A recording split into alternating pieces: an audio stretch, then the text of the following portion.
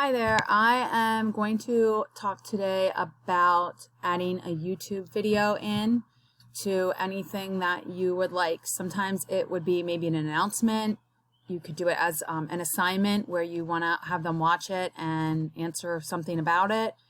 You could also do it as a quiz where you have them watch the video and then they have to answer certain questions about the video. And you could also add it into discussions.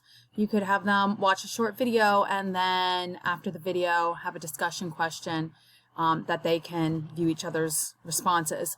So wherever you decide to add it, it all kind of works the same. So I'm going to add it to discussion. So I'm going to go into discussions and I'm going to click add a discussion. And so I'll just call this class discussion. And then you're going to put your instructions in here. So watch the video below and answer the following discussion question.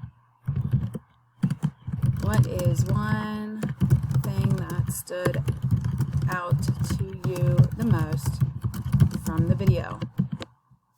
Okay, so that's a pretty generic question. So now I want the video to be embedded. So what I would do is I can either have my YouTube button over here or you can have it right in here where you click the external tools and you can find your video in YouTube and it's going to open up. So now I have saved it, although I did not publish it. When you want the students to see it, you would go ahead and publish that. And it is listed under my discussions. I can then add it to a module if I want. And one benefit of doing this over using Edpuzzle is that it allows the students to see each other's responses. In Edpuzzle, you're the only one that can see their responses. So I like using this for something that I want the students to be able to see the responses from everybody else.